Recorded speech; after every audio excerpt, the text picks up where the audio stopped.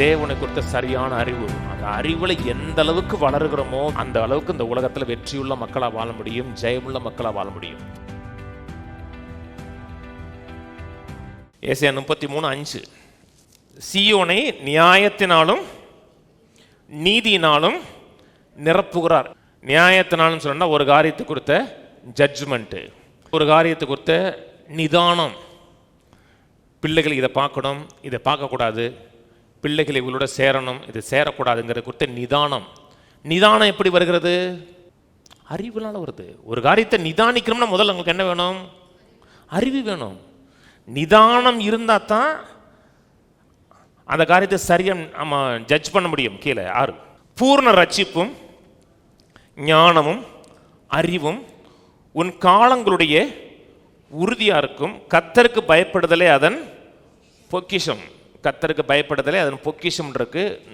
நீதிமொழியில் சொல்லப்படுது கர்த்தருக்கு பயப்படுதலே ஞானத்தின் ஆரம்பம் இருக்கு. இங்க சொல்றாரு பூர்ண ரட்சிப்பும் ஞானமும் அறிவும் உன் காலங்களுடைய உறுதியா இருக்குன்றிருக்கு. காலங்களுடைய உறுதினா உங்கள் வாழ்க்கை ஸ்டெபிலிட்டியான ஒரு வாழ்க்கையா இருக்கும், அதாவது ஸ்டேபிளான வாழ்க்கையா இருக்கும், உறுதியான வாழ்க்கையா இருக்கும். இன்னைக்கு ரட்சிக்கப்பட்டால் மட்டும் போதாது, ரட்சிப்பினுடைய சகல நன்மைகளையும் பெற்று அனுபவித்து ரட்சிப்பின் பலனை அனுபவிக்கக்கூடிய மக்களாக இருக்கணும்.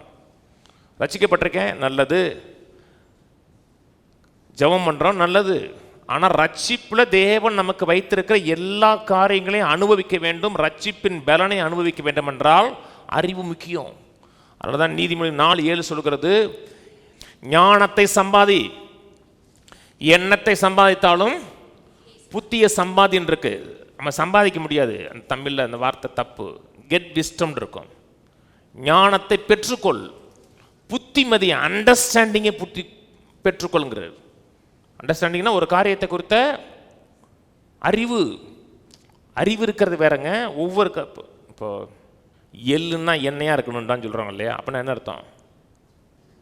சொன்னதை செய்கிறதில்ல, எள்ளை எதுக்கு வாங்கிட்டு வர சொன்னாங்கன்னு சொல்லிட்டு எள்ளை கொண்டு போய் எண்ணெய் சக்கில் ஆட்டிட்டு எண்ணெயை தூக்கிட்டு வர்றது. ஒரு காரியம் சொல்கிறது மட்டுமல்ல, ஏன் சொல்கிறாங்க, என்ன நோக்கத்துக்காக சொல்கிறாங்கன்னு அந்த நோக்கத்தை நிறைவேற்றி வரணும். அண்டர்ஸ்டாண்டிங் வேணும். அண்டர்ஸ்டாண்டிங் வேணும்னா அறிவு இருக்கணும். சொல்கிறாங்களே எள்ளா இருந்தால் புண்ணாக்கா இருக்கக்கூடாதுன்னா எண்ணெயை அங்கேயே கூட்டிட்டு புண்ணாக்க தூக்கிட்டு வந்துடக்கூடாது. ஏன்னா நம்ம மாடு வளர்க்கலை, மாடு வளர்ந்தா பரவாயில்ல. அதுதான் அண்டர்ஸ்டாண்டிங். ஒவ்வொரு காரியத்தை கொடுத்து அண்டர்ஸ்டாண்டிங். நீங்கள் சர்ச்சுக்கு போகிற ஜனங்கள் ரட்சிக்கப்பட்டிருக்காங்க, அவங்க ரட்சிக்கப்பட்டிருக்காங்கன்னு தெரியும். ஆனால் ஸ்டேபிளான ஆட்களா, உறுதியான ஆட்களான்னு கேட்டோம்னா உறுதி கிடையாது.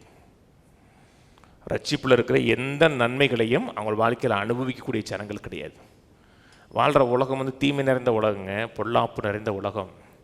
ஒவ்வொரு காரியத்தை உங்களால் நிதானிக்க முடியலன்னா, நிதானிக்கணும்னா அறிவு இருக்கணும். அறிவு இருந்து நிதானிக்க தெரியலன்னா உங்கள் வாழ்க்கை ஸ்டேபிளான வாழ்க்கையாக இருக்காது. ஒருத்தன் ஒன்று பேசுகிறான், அப்படியே நெய் ஒழுக பேசுகிறான்னா உருகிடக்கூடாது. அப்படியே ரொம்ப நல்லவருங்க யா அப்படின்னா அண்டர்ஸ்டாண்டிங்லன்னு அர்த்தம். ஒவ்வொரு காரியத்தையும் அண்டர்ஸ்டாண்டிங் பண்ணுறது தான் அறிவு ரொம்ப ரொம்ப முக்கியம். ஓசியா திருப்புவோம்.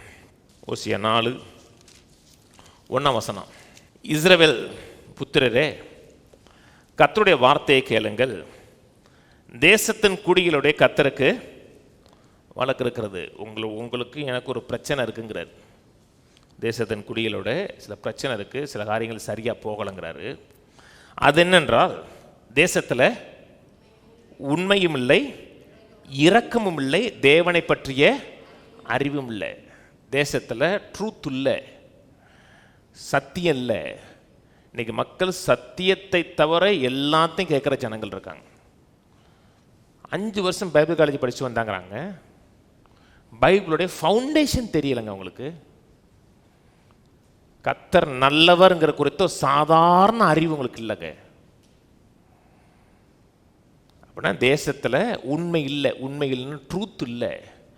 ட்ரூத் இல்லைன்னா என்ன இருக்காதுன்னா இரக்கம் இருக்காது. இவைகள்லாம் ஏன் இல்லைன்னா தேவனை பற்றிய அறிவு இல்லை, தேவனை குறித்த துல்லியமான அறிவு இல்லை. கீழே பொய்யான இட்டு பொய் சொல்லி, கொலை செய்து, திருடி, விபச்சாரம் பண்ணி மிஞ்சி மிஞ்சி போகிறார்கள். இரத்த பலிகளுடைய இரத்த பலிகள் சேருகிறது. இது நிமித்தம் தேசம் புலம்பும். அதில் குடியிருக்கிற அனைவரோடும் கூட மிருக ஜீவனங்களும் ஆகாயத்து பறவைகளும் தொய்ந்து போகும். கடலின் மச்சங்களும் வாரி கொள்ளப்படும். அறிவு இல்லைன்னா, அடிக்கடி சொல்லுவேன், ஞானத்தை இழந்தீங்கன்னா கொடுக்க வேண்டிய கிரயம் அதிகமாக இருக்கும். நீங்கள் கொடுக்கறதை காட்டிலும் அதிகமான கிரயத்தை கொடுக்க வேண்டியிருக்கும். ஞானம் இல்லை, அதனால் பெரிய ஒரு இழப்பு ஏற்படுகிறது. 4ஆம் வசனம், ஆகிலும் ஒருவனும் நியாயத்தை காமிக்கவும் ஒருவனும் அவர்களுடைய கடிந்து கொள்ளவும் கூடாது. என் ஜனங்கள் ஆசாரியனுடைய வழக்காடுகளைப் போல இருக்கிறார்கள்.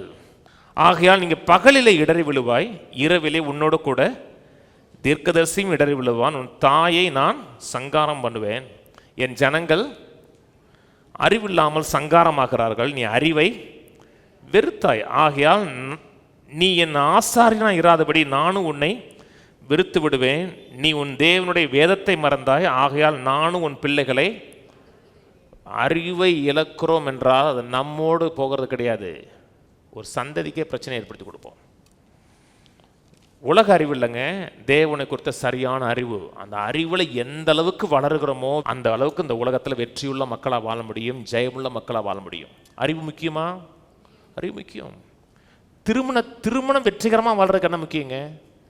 அறிவு முக்கியங்க.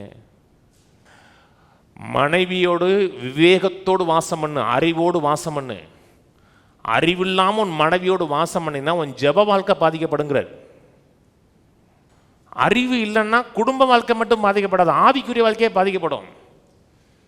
இந்த மேரேஜ் சக்ஸஸாக வாழ்றதுக்கே அறிவு வேணும்னா, அப்போ அவருக்கும் எனக்கு இருக்கிற மேரேஜ் சக்ஸஸாக இருக்கணும்னா அறிவு அவசியம். அறிவை வெறுத்திடவே கூடாதுங்க.